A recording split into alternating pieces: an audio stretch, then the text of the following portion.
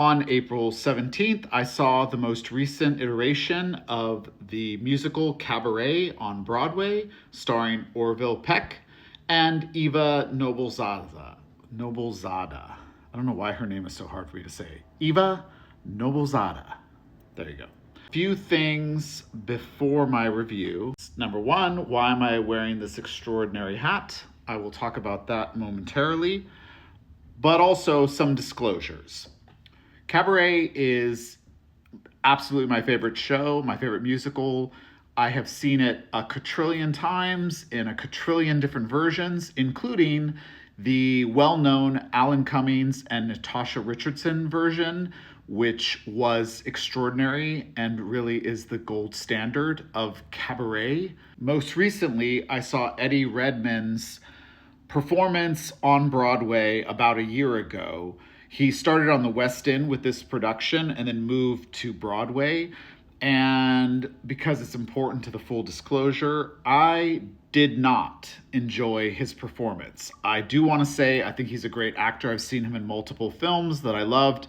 I thought that his singing voice was great, but I despised the choice in making him a contorted, otherworldly, like he literally entered the performance kind of in an Elephant Man pose, if you're familiar with that show.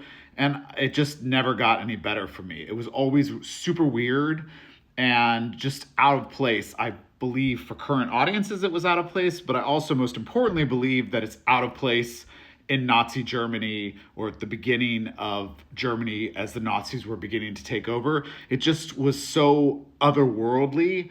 I couldn't buy into that there's this cabaret where this weirdo does these weird poses and the audiences are like, woohoo, and it's super popular. I just could not get behind his performance. So I went into this Broadway rendition nervous.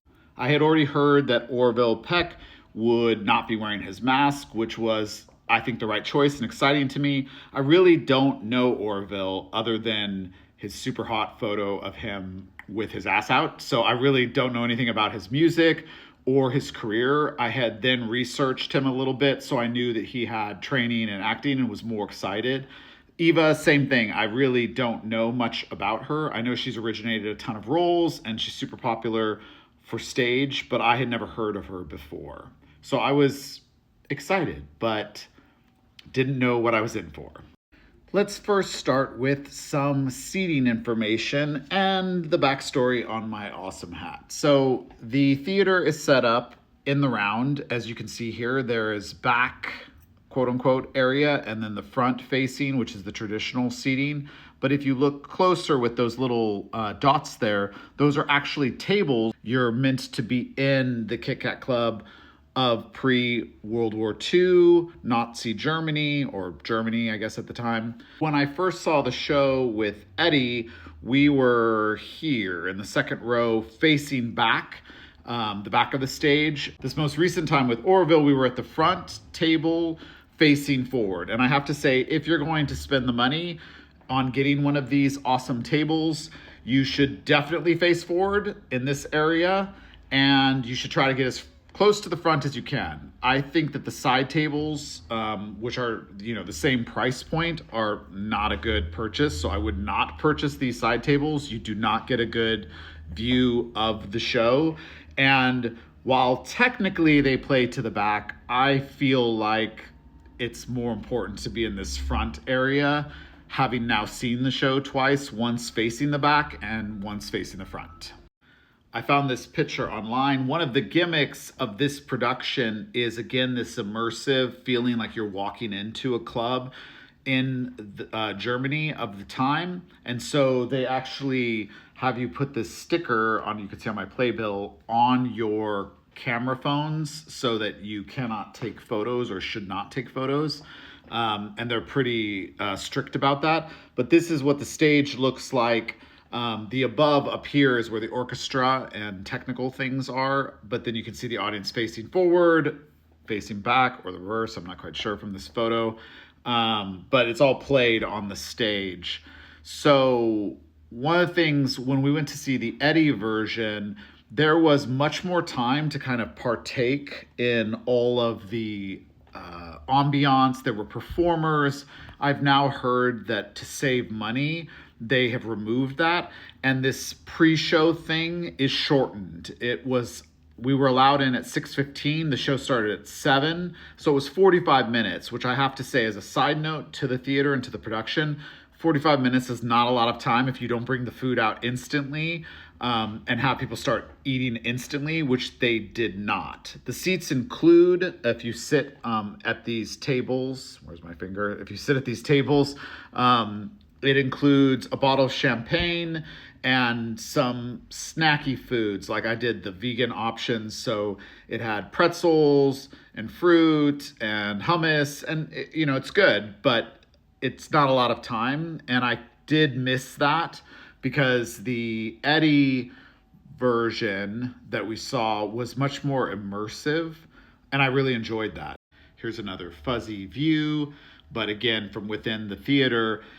So you enter, you would get schnapps. You got a shot of schnapps when you entered in the original, when we saw it a year ago, and that was cool.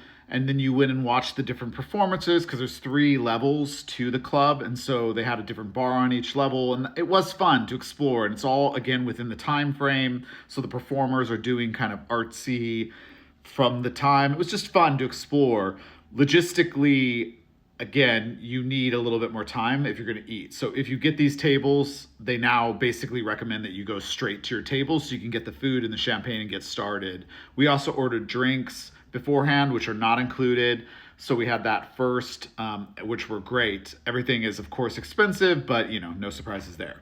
So my hat. When we sat down at our table and were eating, we got a call. There are phones on the tables, just like the Kit Kat Klub is set up in the musical. It's always been a thing. In fact, there is a telephone song that is not included in this rendition and hasn't been for years, but it's called The Telephone Song, and it's in the original musical where they call each other and do this little number. So the telephones are kind of like a gimmick and a selling point of the whole thing, and was probably unique for this club at the time. You could call somebody, you could see them across the room, and you could call somebody and basically flirt with them or hook up with them. So the club has these phones. So the phone rang, we answered it, and it's one of the characters who's one of the actually Kit Kat girls, but it was a gentleman, and he called and was flirting with us. And actually I was wearing a button shirt like this, and he asked me to unbutton it one more because they can see you. We didn't know where he was, but he could clearly see us. So it was super fun. He was in an accent and did his whole shtick. And then at intermission, when we were having our dessert, they come out a little bit early, and he came out and remembered my name because we had chatted earlier, and he was like, "Paul, you left your shirt open for me." And so he's like, "Come on up." And he called me onto stage. We danced around with a couple other people, went around the stage doing a little dance. I do not know what I looked like. He was talking sexual stuff. It was awesome, totally of the time. And I got a hat for doing it all. So apparently I'm going to do 2 videos about Cabaret because I've run out of time and I don't really want to edit these 2 videos together. So this will be my first Cabaret video, which is mostly about, I guess, the theater and getting into the show.